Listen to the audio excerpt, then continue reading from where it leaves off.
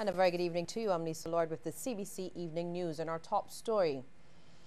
For the second time in as many sittings, the opposition Barbados Labour Party walked out of Parliament. At the centre of the dispute, a decision by the Speaker of the lower house not to allow debate on the state of affairs at the Queen Elizabeth Hospital.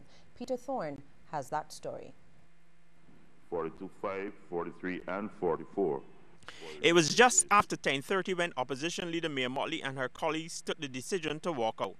This following a ruling by Speaker of the House Michael Carrington to deny their request to have issues surrounding the Queen Elizabeth Hospital debated as a matter of urgent public importance. I have looked at the matter and using such available information that I have and looking at all the circumstances, I have determined that I am not satisfied that it reaches the standard required in the standing order, and therefore I will not allow it to be raised as a matter under the relevant standing order, which is standing order number 18.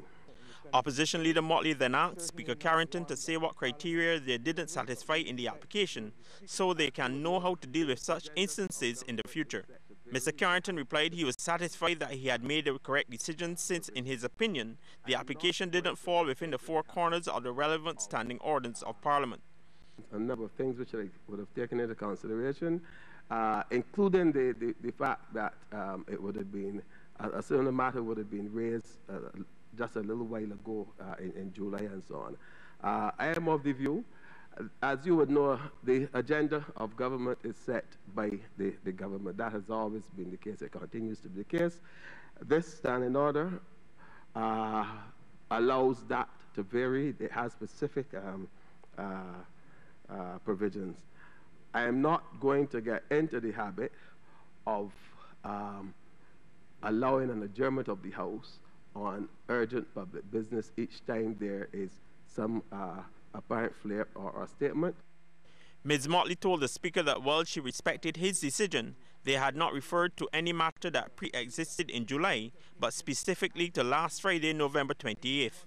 She said that's when members of the Barbados Association of Medical Practitioners and junior doctors at the Queen Elizabeth Hospital said they would only be responding to emergency cases at the institution. May I say that the opposition is of the view that we respect your decision, but we are of the view that there is no more urgent matter in the country today, and certainly not one that the Parliament should be dealing with, but we respect the view of the Speaker to deem that it is not important, and we regret that the government itself does not believe that it has an obligation to address these issues in a way that brings comfort and calm assurance to the population of Barbados. Last Friday, the BLP also initiated similar action, leaving empty benches on the opposition side of the lower house. Peter Thorne, CBC News. And moments after the walkout, the BLP called on government to hold a 1 or 2 day consultation with all the stakeholders in the local healthcare system to address issues at the Queen Elizabeth Hospital. Opposition leader Mia Motley made the suggestion during a media conference. She says there is no political mileage to be gained in the issue and appealed for a bipartisan approach, which she insists should have started with a meeting with the doctors. Call all of us together in one space and let us commit as a nation that in a country where we have seen over the summer the dangers of public health crises with chikungunya, with dengue fever, with the threat of Ebola, with the money spent on appropriately trying to prepare for that, that understand now that Bajans also want you to handle their business such that every ordinary Barbadian can have access to this hospital that is the only one that handles acute care for the entire country. Ms. Motley also made the point that the debate taking place this morning on the conditional release for prisoners, while being important, was in the works for 8 years and could have been put aside for the time being. The debate, which we are asking for in the House by the rules of the House, is no more than an hour, unless the government agrees to extend it. And therefore, you would not so destabilize the government's business, but the House of Parliament, speaking with one voice, towards the resolution of these matters is exactly what the country needs. There are many people out there who need the services of the hospital today who don't give two hoots about politics, about the Labour Party, about the Democratic Labour Party. They're not interested in that. Well, Parliament continued without the opposition, with Attorney General Adriel Brathwaite saying he will be working with the management of Dodds Prison to create a separate code of conduct for prison officers. Speaking during the second reading of the Prison Amendment Bill, Mr. Brathwaite said his decision comes in the wake of contraband making its way into the prison population and allegations that some officers make inmates pay for their protection. The Home Affairs Minister said he has also received reports that some officers moonlight at events held by former inmates. While stressing that the majority of prison officers are upstanding, he said that there are elements that had to be rooted out. One of the challenges that we've had in terms of discipline, as you know, disciplinary action within the public service takes a year and a day. And when you have an organization like prison, where you can bring a charge against someone and it takes 3 or 4 years and he's still performing his duties, etc. He basically laughs at you. He basically says, well, you can't touch me. So really we need to bring a different standard within the prison setting. The minister said he has also received complaints about the number of visits allowed. He said that with over 900 inmates at the facility, hosting visits from family and friends is a mammoth undertaking. Given the large number of requests, given the size of the institution, I do not believe that a number of, on average, 1,000 visits a month is something that should be scoffed at. And so, as I said, I raise it because I've had complaints. Inmates have written to me expressing some concern. But when I receive, sir, a monthly report from the prison, and it sets out, it gives me a pretty good idea as minister what is going on, and I have to say that I'm not unduly concerned in that regard. In his contribution, Prime Minister Fundell Stewart says the whole issue of corporal punishment in schools and homes will have to be addressed eventually. In other Western societies, routinely, parents, for example, who try to inflict corporal punishment on children are threatened with a telephone call being made to the appropriate authorities, and so too in some schools in other parts of the Western world. Barbados has not got there yet, and I do not know that that is an issue that needs to engage the country at this time. Mr. Stewart says former inmates must be given another chance, but says forgiveness and understanding seem to be in short supply in our society. I continue to insist, though, that in small, highly personalized societies, even the second chance is difficult because you have so unforgiving in many respects, so unsympathetic in others, a body of social opinion with which you have to deal. But usually, all persons who have collided with the law want is what I would call a rock on which to stand. There are a reported 382 persons on remand at Dodds Prison, and Minister of Transport and Works Michael Lashley has put forward at least one recommendation to reduce and prevent the large number of inmates on remand. Mr. Lashley, who is an attorney at law, says there have always been delays with getting cases heard, but this must end. He says the Commissioner of Police and the Director of Public Prosecution must look at working with defense attorneys to get the files ready for cases. Even matters at a summary level, that is, matters in the magisterial jurisdiction, that basically we should be saying that these matters should not be hanging around the court calendar for 3 or 4 years when a person is sitting on remand. Mr. Speaker, sir. I am not saying that it's not only the state fault, but it's also the problem too in relation to some defense attorneys, of course, in terms of delays. Parliament has passed a resolution approving a $35 million term loan from the Republic Bank of Barbados Limited. The resolution was piloted by Finance Minister Chris Sinclair and is to repay a $35 million line of credit from that bank, which is being converted into the term loan. Mr. Sinclair says this loan, along with a $70 million US loan from the Inter-American Development Bank and a multi-million-dollar loan from the Development Bank of Latin America, CAF, will help to repair numerous roads across Barbados starting next year. We're getting it, I believe, at 5, let me confirm, at 5.25% per annum, where the floating point is currently 8%. So it is 2.75% below the floating prime. It is an amount of $35 million, as I said, to repay the line of credit, if the government of Barbados being the principal borrower. The term is for 7 years, and we continue to service that and will continue to service that as is necessary with no additional strain on the public purse.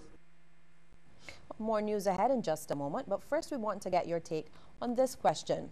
Do you think there should be a separate code of conduct for prison officers? Text yes or no to short code 8111. The result at the end of our news.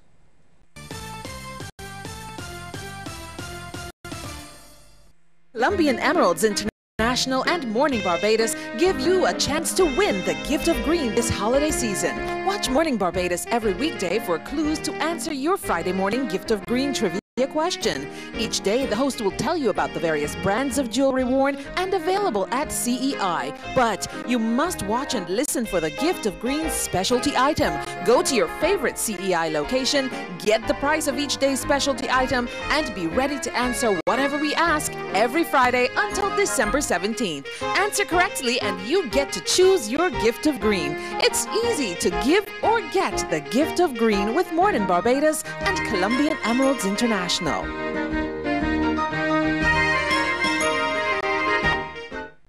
The world's premier classical pops festival comes to Barbados, December 12th to 13th at Apes Hill Club, featuring Thomas Wilkins, Alison Buchanan, Irvin Mayfield, and a 70-piece all-star orchestra.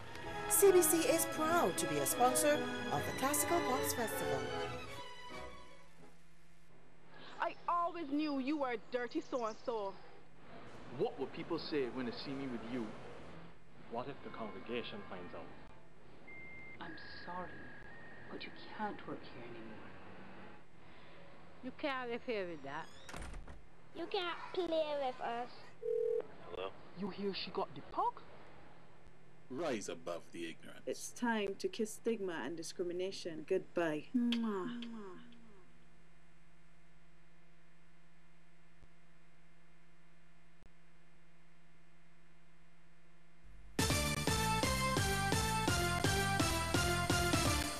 The Barbados Employers Confederation is working with the Ministry of Labour to ensure secondary school students are equipped with workforce skills. A number of secondary schools across the island attended a workshop at United Nations House where students learned how to deal with challenges in the work environment.